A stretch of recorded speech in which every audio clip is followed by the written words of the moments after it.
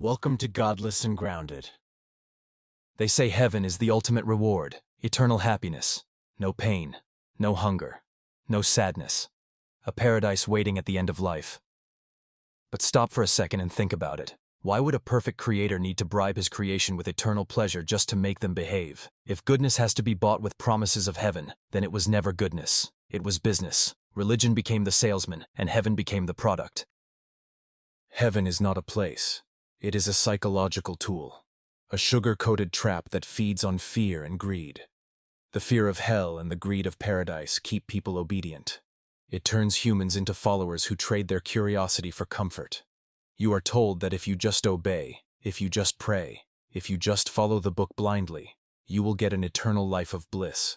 The same logic you hear from every cult leader, every manipulator, every salesman who says, "Trust me now, you will get the reward later." The idea of heaven works because it targets human weakness. Humans hate uncertainty. They hate death. They crave meaning. Religion takes that fear of death and sells a dream. It tells you, do not worry, you will not die. You will live forever in paradise. But look closely. Every religion sells a slightly different version of this fantasy. One promises rivers of milk and honey. Another promises reunion with lost loved ones. Another promises virgins and palaces. Another promises peace and light. The stories change, but the formula stays the same. Suffer now, obey now, and you will enjoy later. This is not spirituality. This is emotional blackmail. If heaven was real, then the very concept of morality would collapse. Because why would anyone do good for the sake of good if there is a prize attached to it? If you give charity because you want a palace in the sky, that is not compassion, that is greed in disguise. If you avoid evil because you fear losing paradise, that is not virtue, that is fear-based control. Heaven corrupts morality by turning it into a transaction. Think of it like this. If a child only behaves well because their parent promised them candy, do we call that genuine goodness? Of course not. It is bribery. Religion simply scaled that up to eternity. Eternal candy for eternal obedience. Heaven is the candy jar that never empties. But the parent is imaginary, and the candy was never real. Let us look at the history of the idea. Ancient Egyptians had the Field of Reeds. Greeks had Elysium.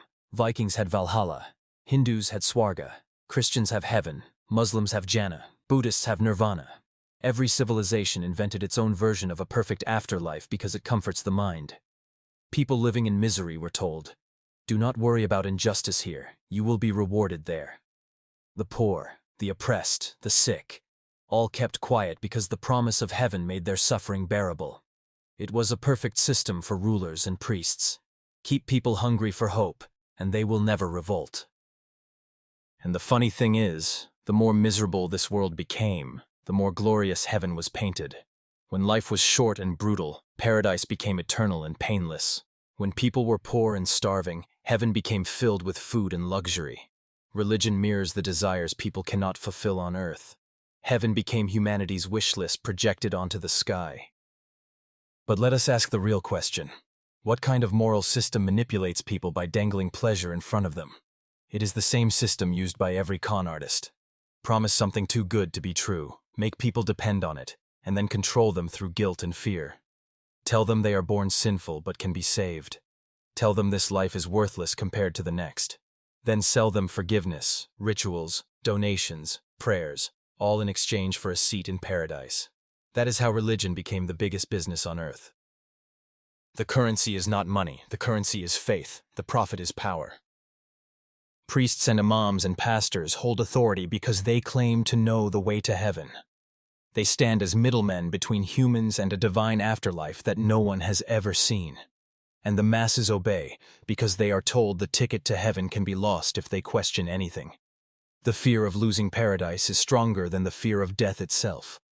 That is why people stay loyal to their religions, even when they see corruption and hypocrisy inside them. Because they cannot risk losing heaven. They are trapped by a beautiful lie. Look around the world. Millions starve, wars rage, innocent people die. Yet billions still believe that justice will only come after death. They wait for a celestial court to fix the crimes of men. Religion teaches people to accept injustice because heaven will make it all right. But that belief destroys responsibility. It removes the urgency to make this world better. It tells people that real life begins after death, so they waste this one, the only one they actually have. Imagine if all the energy, time, and money spent chasing heaven had been used to build heaven here on earth. Imagine if people stopped praying for a better world and started creating it. Heaven would not be a distant dream. It would be a collective reality. But religion makes sure that never happens. It tells you to wait, to endure, to keep your head down and your hands folded. Heaven is the perfect distraction from the present. Now think about the structure of this so-called paradise. Eternal pleasure, eternal comfort, eternal peace. It sounds nice until you think deeply. Eternity without challenge, without growth, without struggle would be hell disguised as heaven. Humans evolve through challenge. We grow because of pain, not pleasure. A place with no sadness, no conflict, no change would become meaningless.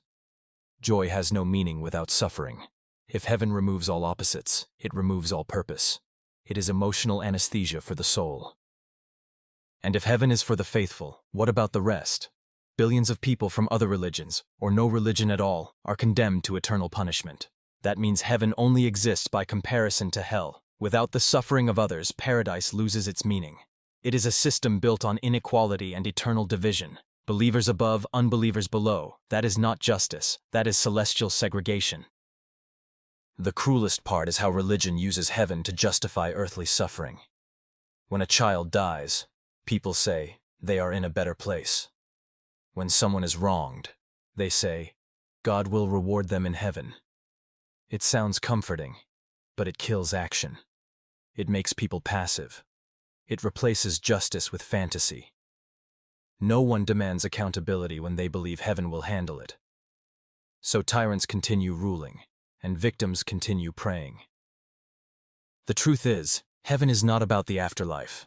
It is about control in this life. It keeps people obedient to invisible authority. It gives power to those who claim to have divine approval. Every religion has its gatekeepers, its rules, its rituals, all designed to qualify or disqualify you for entry into paradise. That is why heaven is always conditional. It is not unconditional love. It is a reward for submission. The idea that an all-loving God would create beings only to test them, then decide who deserves eternal bliss and who deserves eternal torture, is absurd. A God who truly loved would not need tests. He would not need bribes. He would not need worship. A perfect being would not demand validation from imperfect creatures. The concept collapses under basic logic. But believers are told not to question. They are told faith is a virtue. That questioning is pride. Because once you start questioning, the illusion begins to crumble. Heaven is that illusion. A dream built on fear of death and hunger for immortality. It preys on two of the strongest instincts in humans, fear and desire. Fear of punishment and desire for reward. Together they form the chain that religion wraps around the mind. A mind that cannot face the idea of death becomes easy to manipulate. The promise of heaven makes it obedient. Religion does not sell heaven because it cares for your soul. It sells heaven because it cannot survive without your hope. Without heaven, religion loses its foundation. Without paradise, obedience has no incentive. That is why every holy book describes heaven in sensory detail. Food, gold, peace, beauty, love. All things humans crave. It is not divine revelation. It is human imagination. Let us look at the fine print of this heavenly deal. The entry requirements. You are told heaven is open to all. But then come the conditions. Believe in this book. Follow this prophet. Obey these laws. Worship this God, and not that one. Suddenly, the gates of paradise shrink into a narrow hallway guarded by clerics and preachers who claim to hold the keys. Each religion says its heaven is the real one, and all others are lies. Billions of people praying to the same sky, convinced that only they will make it. What kind of divine justice is that? If heaven is the reward for faith, then it is a lottery, not morality. If heaven is based on luck of birth, then it is not justice at all. You are born into a certain faith because of geography, not because of choice.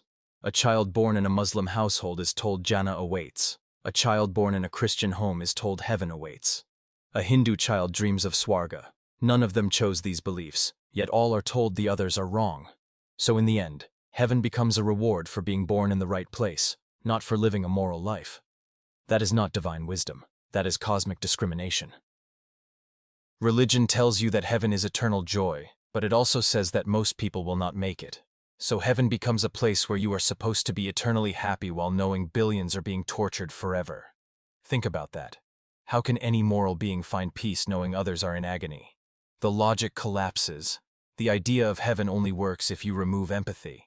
It trains people to accept cruelty as justice. Heaven, therefore, is not love. It is selective compassion wrapped in gold. Now let us talk about how the image of heaven has evolved.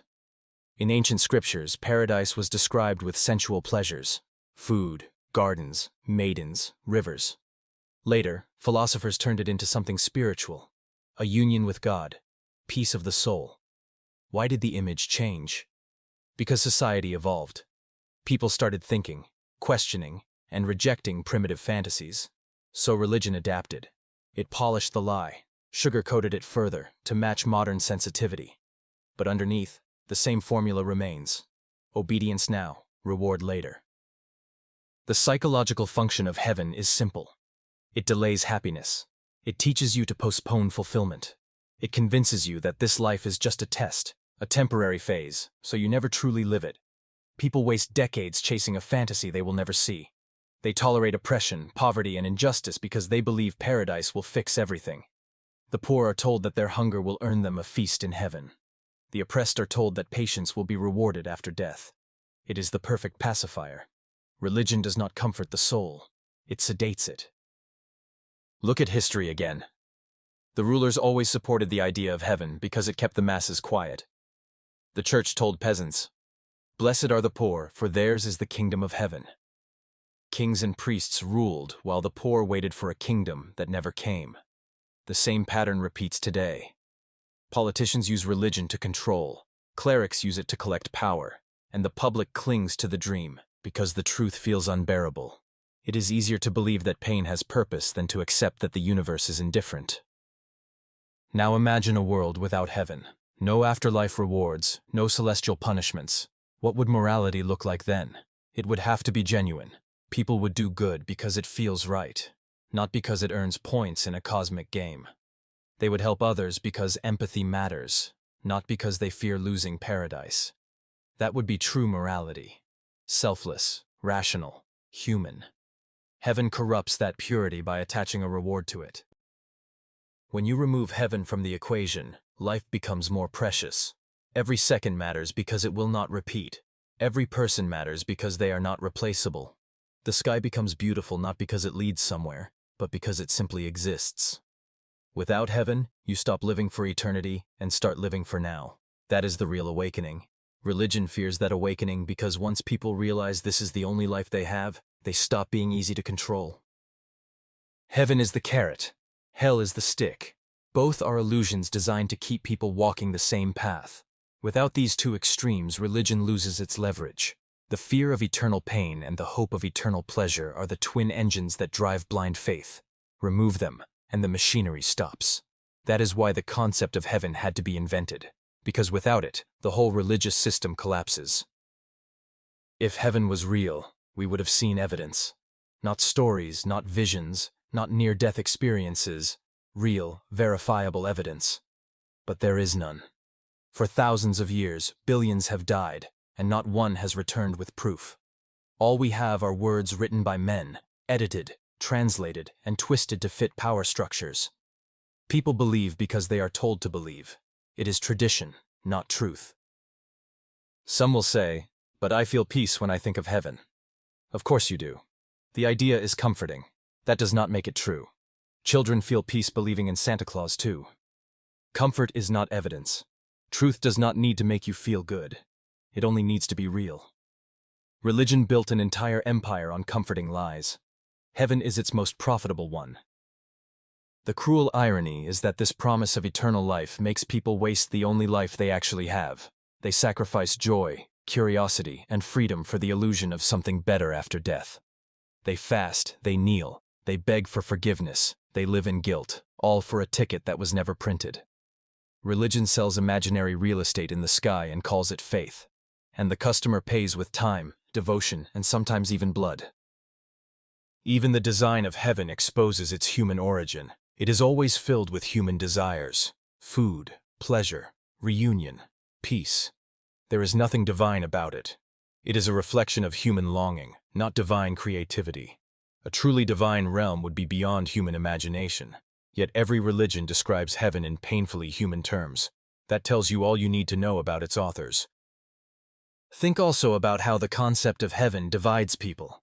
It makes believers feel superior to non-believers. It creates an us versus them mentality. The faithful see themselves as chosen, and everyone else is doomed. It breeds arrogance disguised as faith. It gives moral superiority to people who have done nothing to earn it except believe. That is not virtue. That is vanity blessed by religion. Religious leaders know that if they ever lose the idea of heaven, they lose their control. Without the promise of reward, obedience becomes fragile. So they protect the myth at all costs. They punish doubt, label free thinkers as heretics, and use social pressure to silence reason. They say, "You cannot understand divine wisdom." That is just another way of saying, do not question the lie. Ask yourself, if heaven was real, why would God hide it? Why no sign, no proof, no trace? Why rely on faith instead of evidence? The answer is simple. Because heaven was never meant to be found. It was meant to be believed. The more unreachable it is, the more powerful the belief becomes. It is the perfect illusion, invisible, unverifiable, and emotionally irresistible. Heaven is not a reward. It is a trap. It promises eternity but steals the present.